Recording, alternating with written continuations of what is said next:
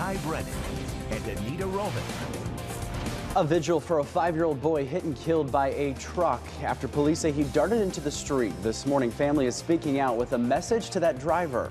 Plus, family members of a woman killed by a self-driving Uber vehicle last March are now suing the city of Tempe, why they claim a brick pathway created a dangerous situation. And are you ready for some football? A lot of people are. The moment fans have been waiting for the New England Patriots square off against the LA Rams in Atlanta.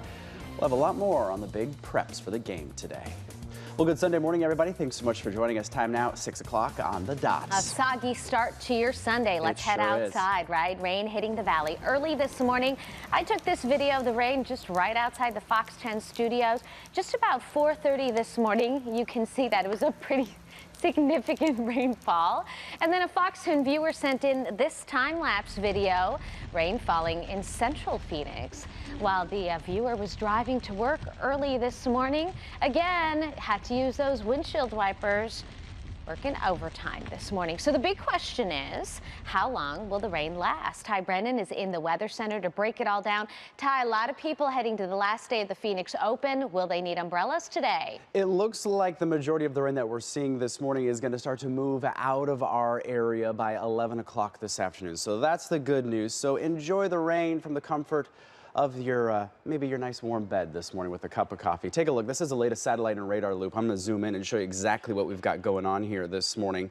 Starting to see that rain pretty much all the way through Phoenix Metro, all the way from Casa Grande into Phoenix. We're also starting to see some of the higher elevations, that rain turning into snow in parts of Flagstaff there. Also stretching out just north of Payson there, right between the Heber Overguard area as well. Seeing a little bit of that rain snow mixture starting to come in there as well. But again, the timing on this storm, it looks like the majority of this, especially in the Phoenix metro area, for a lot of those folks that are wanting to head out to the golf game this afternoon, the majority of that rain will start to push out of our area by 11 o'clock with some clearing behind it. But we have another chance for some more storms in the 10-day forecast. We're going to break it all down for you coming up in just a few minutes. All right, thanks so much, Ty. We'll be checking in with you. A weather alert, this one out of Australia, part of the land down under going way underwater as heavy rainfall drops record amounts of water. At least 500 homes have been ravaged by floodwaters in Townsville, Queensland, and Australia's northeast area. At one point, officials had to actually release water to ease pressure on an already overflowing dam. Nearly 10,000 homes were without power yesterday. And to make things worse, meteorologists have warned of possible tornadoes forming in the area. And a little bit closer to home, powerful storms drenching the Southern California area yesterday. Look at this intersection here. You can see drivers trying to make their way down waterlogged roads. Several highways actually had to be shut down due to flooding. Mudslides are also a big concern for some of those areas that were in the burnout area. This was a pretty major storm for a lot of those folks. The storm could bring several inches of rain. When all is said and done, they're also seeing some snow in the high country there. A lot of people taking chances, but a lot of people getting stuck in that flood. All right, on to our other top story here this Sunday morning. An emotional gathering in Phoenix. Friends and family remembering that little boy hit and killed by a truck earlier this week. Well, the group gathered at the scene of the accident where 5-year-old Brandon Weaver Jr. was waiting for his sister's bus. About 100 people were there holding signs, cards, and candles. The accident happened Thursday afternoon near 27th and Maryland Avenues in Phoenix. Police said that it appeared Brandon darted into the street between two parked vehicles when he was hit by a pickup that was driven by a 71-year-old man. The driver stayed on scene, and police say there were no signs of impairment or excessive speed. Last night, Brandon's parents had this message to that driver. If you have kids, you should take responsibility. You should understand how we feel. Take responsibility. Because it could have been yours. Oh, there are no speed bumps on that street, and Brandon's parents say that they want to see them there because young children in the neighborhood need to be protected. Also new this morning, Phoenix police are investigating a bad crash involving a pedestrian. It happened last night near 67th Avenue and Buckeye Road.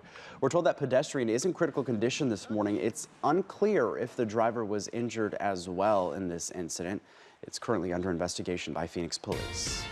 Family members of a woman killed by a self-driving Uber vehicle last March are now suing the city of Tempe. Well, they say the city created a dangerous situation by installing a brick pathway across the median where people are not supposed to cross. Take a look. 49-year-old Elaine Herzberg was crossing Mill Avenue near Curry Road outside of a crosswalk last March. She was carrying that bicycle when she was hit and killed. The Uber vehicle was operating in autonomous mode, and reports indicate that the car's human safety backup driver did not intervene before the collision, failing to slow down or swerve. There were also reports that indicated that driver was on her phone. Herzberg's family has filed a $10 million claim against Tempe, saying a dangerous situation was created when the city installed the pathway in the area where people weren't supposed to cross. The city has yet to respond to that claim. Well, we have new pictures of the person suspected of stealing a golf bag from D-backs pitcher Archie Bradley. It happened Wednesday during the Pro-Am at the Open on the 16th hole. Bradley says there was more than just his clubs in the bag. His wallet and some other personal valuables were inside that bag. Bradley thought he had found someone trying to sell his clubs online, but that turned out to be a hoax. So if you recognize this guy, you might want to call police. A Valley man is giving back to those who lost everything in last year's deadly wildfire. Yesterday, he held a big benefit concert for some of those campfire victims. The fundraiser held last night What the Hell Bar and Grill in Mesa. The organizer, Brandon Woodcox, was born and raised in Paradise, California, but he lived in the Valley for nearly 30 years. He says he was inspired after he learned that his childhood home burned down during last year's fire. The event included 6 local bands. All the money raised went back to the kids at Paradise Unified School District in California. There's only one school out of 10 that are still standing today. This is crazy. If you'd like to help the victims of the California wildfires, we have a link on our page, fox10phoenix.com. Well, millions of football fans across the nation are prepping for the biggest game of the year. It'll be a nail-biter, right? It really will. We take a look at what you can expect. A fitting conclusion to this amazing season. The clock is ticking down to the action as the last 2 teams in the NFL build momentum to take the field. Go Pats! Jim Nantz and Tony Romo calling their first Super Bowl together. The Los Angeles Rams facing off against the New England Patriots in this year's championship game playing out at the Mercedes-Benz Stadium in Atlanta. Tom Brady and Bill Belichick spearheading the Patriots' 3rd straight Super Bowl appearance. A victory for New England will make Tom Brady the player with the most Super Bowl wins in NFL history. You can't be sloppy with the football. Jared Goff and Sean McVay, both making their first Super Bowl appearance, will lead the Rams. The team playing in their first Super Bowl since returning to LA in 2016. If the Rams win, McVay would be the youngest head coach to win a Super Bowl at the age of 33. Hard work pays off. We were just talking about the little spotter that the coach has. So anytime he moves too close to the field, he pulls him aside. It's the best video ever. You have to watch it. So forecasters predicting a game time temp of 58 degrees, slightly warmer than average this time of year in Atlanta. And they said that they'll wait pretty much up until game time to decide if they want to open up the iconic roof there. So we'll have to see. I think it's tonight. A beautiful day. Open it. All right, well, here's a look at what's trending. Uber is offering a consolation prize for the losing team of today's Super Bowl. It's called Unhappy Hour. Uber is offering either Boston or LA Rewards members up to $50 in free Uber credits for the first hour after the game. Seattle Seahawks quarterback Russell Wilson, who knows what it's like to lose a Super Bowl, is the spokesperson for the promotion. Executives say they don't want to make things harder for the losing team and just want to help them get home safely. Place your bets. A lot of money will be spent wagering on the game as well. An estimated $6 billion to be exact. And it's not just about who wins. Did you know that you can wager on the color of Gatorade that will be dumped on the winning coach? Green and yellow lead the pack on that. The out of purple, 10-1. Oh, there's also betting on whether Bud Light's commercial will feature the famous but played out Dilly Dilly. And if the announcers Jim Nantz or Tony Romo will say Hotlanta. I heard that you can also bet on whether or not the singer from Maroon 5 will wear a hat. Really? It could be rumor. You can bet on pretty much anything, can't you? Well, there's a super sickness going around, but it's not contagious. Tomorrow, after the Super Bowl, an estimated 17 million people will be calling out sick from work, according to the Workforce Institute at Kronos. It's a record number since it began keeping track back in 2005. 3 million employees are expected to come into work late, will leave work early, according to Monster.com. About 8 million people, they already decided to just, They were smart. They were smart, and they took the day off. They were proactive. Yeah. Well, millions are expected to watch today's big game. More expected to tune in for, of course, the commercials. They're always entertaining, and you always anticipate what will we see. Marcy Jones live in the newsroom with a sneak peek. Marcy, any good ones? Oh, definitely. You know, year after year, even though we do have some returning favorites. And you know what? Some people say we tune into the big game for some awesome football. Others say it's not about that at all. I'm here just for the commercials. So how exactly does the Super Bowl and advertising go hand in hand? Take a look. Good choice. With an expected audience of more than 100 million, it's not a cheap investment to advertise with this year's Super Bowl. For example, a 30-second ad will cost you $5 million. Just got a job as a lifeguard in Savannah. It's got to pop.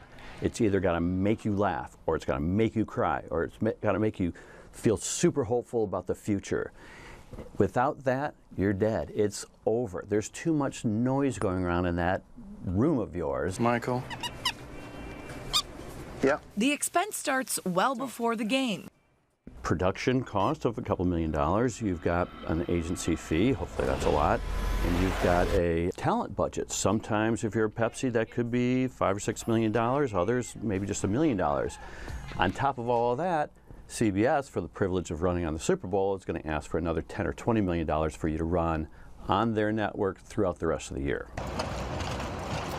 Expect many returning advertisers promoting beer, soft drinks, fast food, cars, blockbuster movies, and a brand new one from Expensify. That's interactive. Yes, listen, I'm going to need paper receipts for everything in this video if you want to get reimbursed. During the spot, if you take a picture with your phone of each one of those items, you can win those items after the game if you download the app.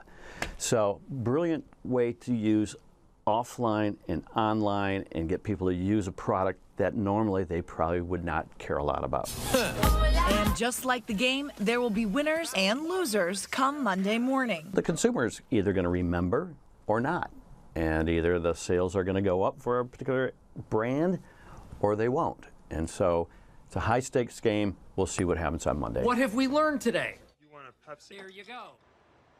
Much pressure. So I have to ask you guys, is there a commercial that you remember from any year that really stuck with you? What's your favorite of all time? I'm trying to think. I know, I don't really have a favorite. I think that you watch so many that you really just don't remember. Marcy, yeah, do you have one? I think that one when they all called each other and they were like, "What's up?" That's the one that I remember the most. You know what's funny though is a lot of these commercials, like, you know, people say you're going to talk about the game the next day, but a lot of people talk about the commercials the next day, about which ones, like that guy said, if they make you laugh, they make you cry, those are the ones you really remember. I do like the fact that they're going to have an interactive app. I think that is just a brilliant way to get people to download the app, because who wouldn't want to win that car? I don't even know what it was, but it was probably an expensive car, right? I totally agree. Yeah. The other thing, and this is just me personally, but I heard that during the Super Bowl, they're releasing a longer trailer for the next season of Handmaid's Tale. Oh. Another reason to tune in. Okay. Thanks, Marsh. Thanks, Marcy. Well, coming up, we have been saying it all morning, Super Bowl. And for football fans, it's the most wonderful time of year. Marcy Jones is asking you what you plan to do for the big day. That's in this week's Keeping Up with the Jones. Plus, not everyone is celebrating Super Bowl, how fans in New Orleans are planning for the big day. We'll explain.